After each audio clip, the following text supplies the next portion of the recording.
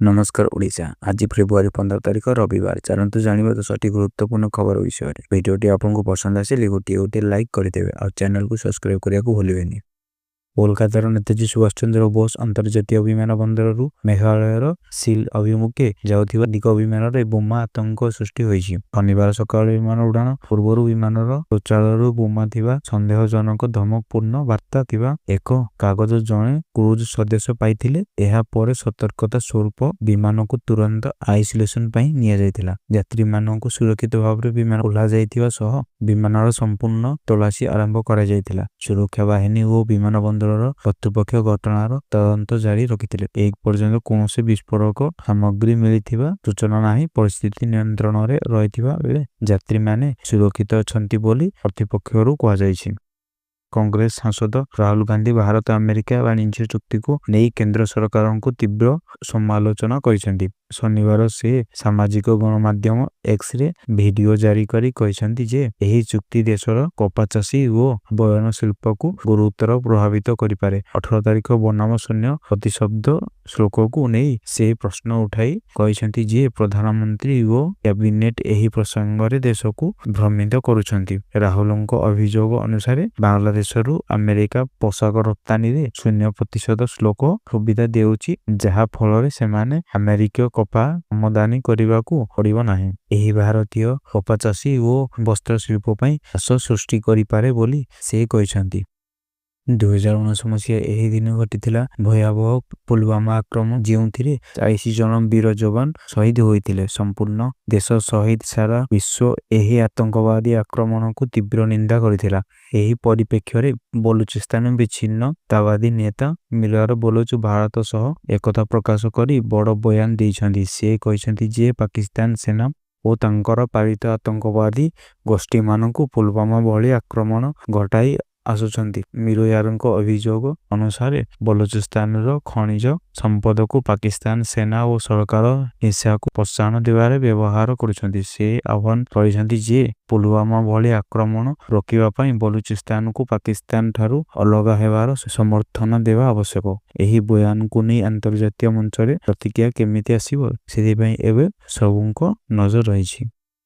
चीन रे कमुथिबा जन्महार एवं सरकारंक पई बड़ चिंतार कारण होइछि। चीन रे जन्महार सर्वनिम्न स्तर को पहुंचीथिबा बेले कर्म क्षेत्र रे काम करुथिबा लोकंक संख्या धीरे धीरे कमुछि। एपरि समय रे 60 वर्षरू अधिक बयस लोक मानक संख्या द्रुत हारे बढ़ुछि। वर्तमान यह मोट जनसंख्या प्राय 80% रे पहुंचिछि। आकलन अनुसार शताब्दी शेष सुधा एही हार अधारू अधिक होई जाई पारे। यार अर्थ कम कर्मजीवी और अधिक पेंशन भोगी एही परिस्थिति को मुहा देवा पई चीन द्रुत गति रे रोबोटिक और ऑटोमेशन रे निवेश बढ़ाउछि। उत्पादन और शिल्प क्षेत्र रे मानव शक्ति परिवर्ते रोबोट व्यवहार बढ़िवार संभावना जोरदार होइछि। आसंता दिन रे चीन रो कर्म क्षेत्र रे रोबोट माने बड़ भूमिका नेबे बोली विशेषज्ञ माने मत प्रकाश करिसेंती। महाराष्ट्र मुंबई शहर मुलुंड अंचल निर्माणाधीन मेट्रो प्रकल्प एक गुरुतर अघटना घटी। एमबीएस रोड निकट में शनिवार मध्याह्न 12:20 समय निर्माणाधीन मेट्रो पिलर एक बड़ अंश खसी पड़ता। यह सही बेले रास्ता जाउथिबा ऑटो और कार ऊपर पड़िथिबारु दुईटी जान गुरुतर भावे क्षतिग्रस्त होइछि। घटना 4 जन आहत होइथिबा सूचना मिली। आहत मानक तुरंत निकटस्थ हॉस्पिटल को पठा जाइछि। एही निर्माण काम जॉनसन एंड जॉनसन कंपनी द्वारा करा जाउथिबा कहा जाइछि। घटना पर पुलिस और प्रशासन तदंत आरंभ करिछि। छत्तीसगढ़ धर्मतारी जिलार हाप्री बाईपास निकट में मर्मंतर सड़क दुर्घटना। ट्रक और एक कार मुहांमुही धक्का हेबारु 3 जन केंद्रीय रिजर्व पुलिस बल जवान और जन ड्राइवर समेत मोट 4 जनकर मृत्यु घटी। घटना पर स्थानीय प्रशासन और उद्धारकारी दल तुरंत घटनास्थल को पहुंची। बरदान परमार्थ आंबुलांस सेवार कर्मचारी माने क्षतिग्रस्त जान रे फसिथिबा मृतदेह गुड़ी को बाहर कर शव व्यवच्छेद पई जिला हॉस्पिटल को पठा जाइथिला। दुर्घटना रे गुरुतर आहत होथिबा लोकमानकु चिकित्सा पई हॉस्पिटल रे भर्ती करा जाइछि। पुलिस घटनार तदंत आरंभ करिछि एवं दुर्घटना कारण खोजा जाउछि।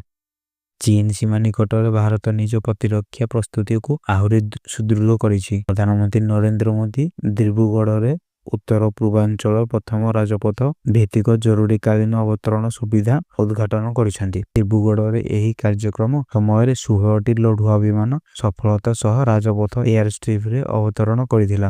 ଏହା ଦର୍ଶାଇଛି ଯେ ଭାରତୀୟ ବାୟୁସେନା ଯେକୌଣସି ଆପତକାଳୀନ ପରିସ୍ଥିତିରେ ମଧ୍ୟ ସଜାଗ ଓ ପ୍ରସ୍ତୁତ। ଏୟାରବେସ୍ ଉପଲବ୍ଧ ନଥିଲେ ମଧ୍ୟ ଏହି ପ୍ରକାର ରାଜପଥ ଏୟାର ଷ୍ଟ୍ରିପ୍ ମାଧ୍ୟମରେ ଯୁଦ୍ଧ ବିମାନ ଚାଲୁ କରାଯାଇପାରିବ। ଚୀନ ସୀମା ନିକଟରେ ଏହି ପଦକ୍ଷେପକୁ ରଣନୀତିଗତ ଭାବେ ଅତ୍ୟନ୍ତ ଗୁରୁତ୍ୱ ଦିଆଯାଇଥିବା ଦେଖାଯାଇଛି। ଏହା ସ୍ପର୍ଶ କରୁଛି ଯେ ଭାରତ ସୀମା ସୁରକ୍ଷା ଓ ଆକାଶପଥରେ ପ୍ରତିରକ୍ଷା କ୍ଷେତ୍ରକୁ ନୂତନ ମାନଦଣ୍ଡ ନେଉଛନ୍ତି।